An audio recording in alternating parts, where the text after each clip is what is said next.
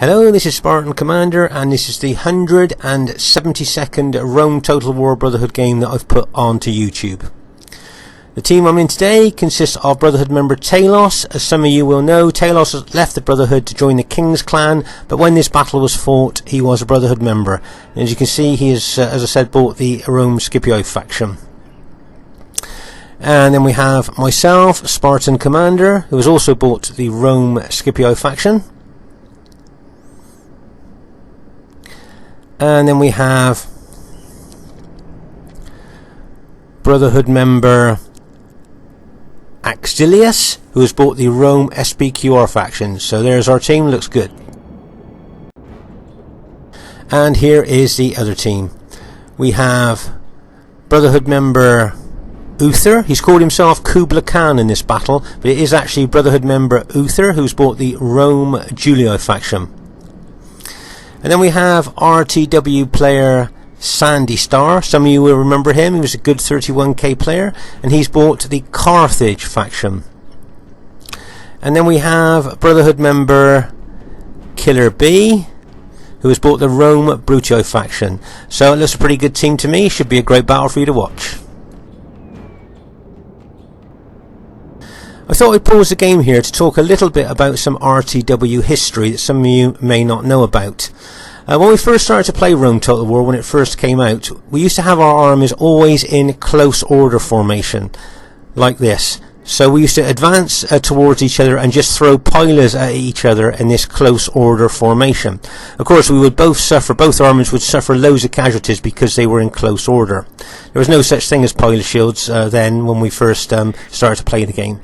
Now one evening, a Brotherhood member called Judas decided to put one unit in open order, seeing that pilers would pass between soldiers that were in open order in comparison to soldiers that were in close order.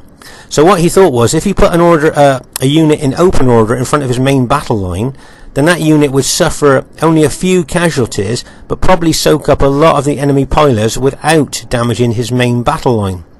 So at that one evening in the early days of RTW, he decided to just try this out.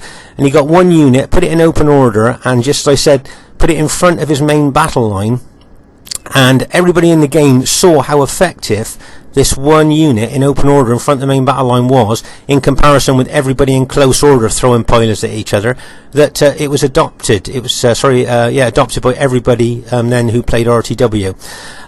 The real Judas, Brotherhood member Judas, who first did this, hasn't played RTW now for probably over 7 years. But when he did play, he was a well respected and feared on the battlefield player. And it's a shame we haven't seen him for about 7 years now. But I just thought to myself, it might be interesting for newer players for RTW to see that we haven't always had pilot shield units, and it was one person years and years ago, not long after RTW first came out, that thought about putting one unit in open order in front of his main battle line. I just thought that was an interesting bit of RTW history for you to know.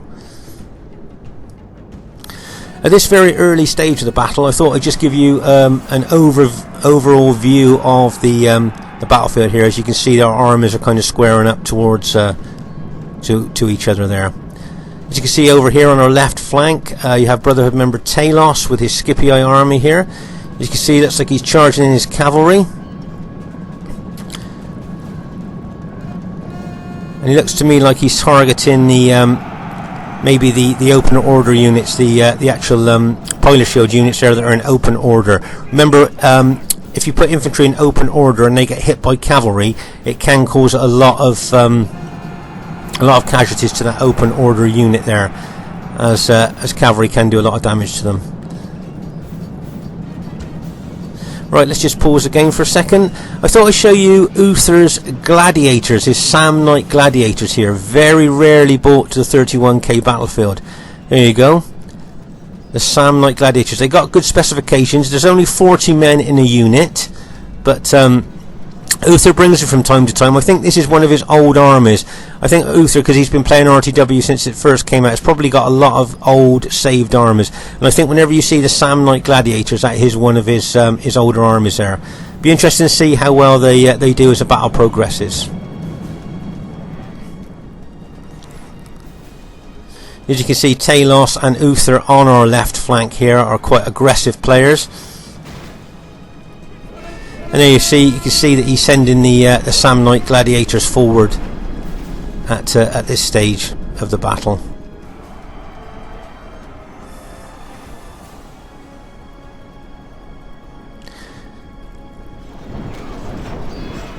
And there you can see there's a close-up of the Samnite Gladiators fighting with the enemy urban cohorts there. Every now and again you see a shower of pilers going by. It's almost like it's raining pilers in this battle, as you can see the pilers going by there. So there's Samnite Gladiators in action there. This left flank seems to be very active. As I said, both Uther and Talos are playing quite an aggressive game here on the left flank. As you can see in the centre here, my arm is facing the Carthage army here.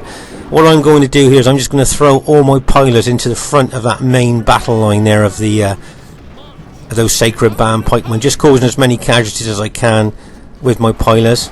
I don't really want to take them head on, so I'm going to back my my infantry off a little bit there. Might pull them forward a little bit onto me, as I'm sure I've still got some more pilers to throw in their general direction.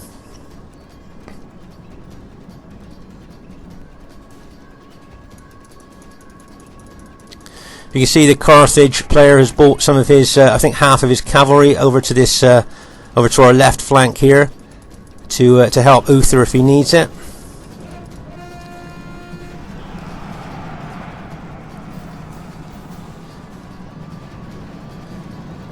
You notice here I've put some of my forward units up against the Carthage Sacred Band pikemen there, as I'm throwing some more pilers into them as well. They're probably trying to cause some casualties in their rear line there.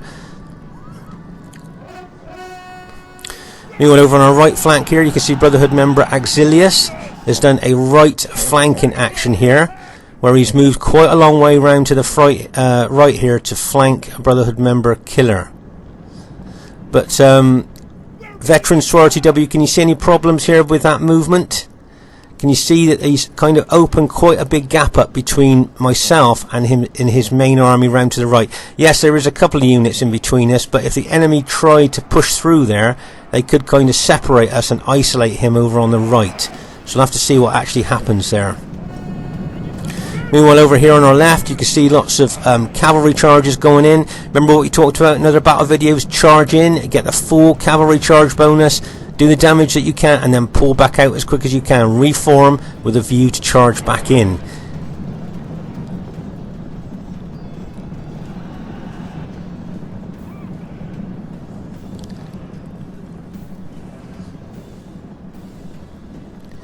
As you can see, the fighting here on our left is quite intense at the moment. And meanwhile, over on our right, don't forget that our teammate is the purple colour, the SBQR Roman army, and we're fighting the Brutii green army here. Just for new players watching this, so you can actually just look at the colours and you can actually see what's actually happening with the units of both armies there quite easily. As you can see, a lot of the Carthage Sacred Band cavalry have now moved over to this right flank here, trying to put more pressure on Auxilius. But that gap between his army and the centre army there, you can see now there is quite a big gap between us.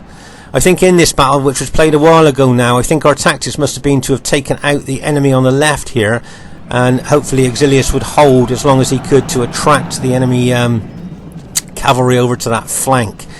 That's what I'm thinking the tactics must have been for this battle. Meanwhile, over here on the left here, you can see that I'm charging my cavalry in. Remember, once again, on this flank, our team are the blue Scipii, and the enemy are the red Julii and the Carthage faction here. So, as I say, once again, new players watching this game, you can see just by the colours there exactly the disposition of the units. Meanwhile, over on our right, you can see that Uther now has sent his cavalry units. I think he's got 5 cavalry units, and they'll probably all be quite well upgraded over to the right flank, attacking Auxilius.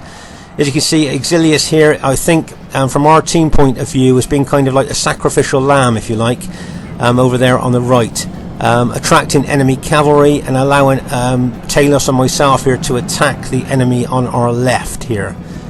And if you look at the forces ranged against Auxilius here, he has done extremely well. If you notice, Talos has moved his cavalry over there and is charging his cavalry in there to assist Auxilius there.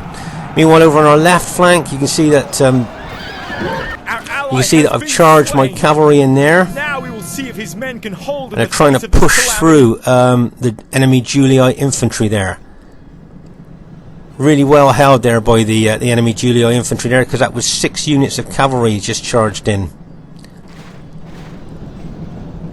So I'm now moving my cavalry over into the flank of the enemy Carthage units there, with a view to try and rout them. Right, just pause the game for a second for us to take stock of exactly what's just happened here. As you can see here in the left centre, we are fighting the Julii and the Carthage units here, and we're not doing too bad. But over on our right flank, after a terrific holding action by Exilius, his forces have finally cracked under all that pressure. But he did extremely well there, and I think he caused the enemy a lot of casualties over there on the right flank. So obviously the tactic of this battle was for Exilius to hold as long as he could there, giving Talos and myself time to try and work on the enemy team, on the teammates on the other side here. So as you can see, Exilius did very well, and let's see what happens next. All those victorious enemy troops on our right now will be moving over to our centre and our left. Can you see the Julii cavalry moving over, and the enemy Brutii infantry moving towards us as well? Gods be praised! I think we've just killed the last of the Carthage units there. There might be a couple of cavalry units left, but I think most of the Carthage infantry are dead now.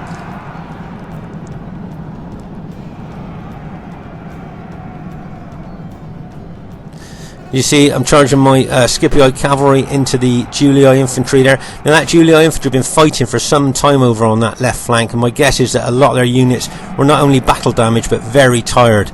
So when that cavalry hit, it was kind of a tipping point, and it kind of just finally made them rout there. Okay, can you see the enemy Brutii, the green enemy Brutii army coming across? Plus they've got cavalry units left that are charging into our flank there. I'm just going to pause the game here for a second. Right, if you notice here, can you see that I'm taking my Scipii cavalry round behind the enemy lines? Now in a lot of our battles you'll see that a lot of people charge their cavalry straight through the front of the enemy lines, like going through the front door. But the best thing to do, if you can, is to move your cavalry around the rear or to the flank of the enemy. Can you see the green Brutii general there? Now imagine if I could get my cavalry in behind that army and charge into that Brutii general and kill him or rout him. My guess is that that would cause the rest of his infantry, who are very battle damaged, to rout. So that's the tactics of what I'm going to try and do here. Is take my cavalry round the back with a view to charge in to try and get that that enemy Brutii general there. As I say, most of his units are battle damaged, and if I can kill the general, it probably cause a rout. Okay, can you see my Scipii cavalry charging? Now if I'm lucky, I might be able to kill the Julii general as well as I go through. Remember, see the Julii cavalry general? Yep, I've managed to kill the Julii general and smash into the back and rout the Brutii general as well. So both the enemy Brutii armies morale will drop, and the Julii armies, enemy Julii army would drop there, because we got both generals with one cavalry charge. So that was quite a lucky cavalry charge there by my cavalry. As you can see now, there's just a few, I think, enemy Julii troops left. I'd just like to show you over on this right flank where Exilius was holding so well. He did such a fantastic holding action there against the odds that were raised against him. Did extremely well. You can see by the dead on the battlefield how intense the fighting was. Then if you see in the centre here, there wasn't a lot of action going on there. Then we move over to our left flank, you can see a lot of the enemy dead there, and our dead there as well. So you can see that it was intense on both flanks really, but not a lot going on in the centre. Soldiers have done well. As I say, really well done to Exilius holding so long on that right, giving Talos and myself a chance to deal with the enemy on our flank. First thing I'd like to say is really well played to everybody in the game. I thought the enemy were extremely aggressive, and really good support action there by all the enemy teams there to each other. Really well played by them. And really well played to Talos and Exilius on my team. I thought Talos was extremely aggressive at the beginning, and as I said a couple of times, I thought Exilius played his part extremely well in this battle, as kind of being a sacrificial lamb, if you like, over on that right flank. Really holding well and attracting the enemy cavalry over to that right flank, enabling Talos and myself to kind of deal with the enemy that were on our side. The Spartan commander saying, hope you enjoyed the battle, look forward to seeing you soon, and bye for now.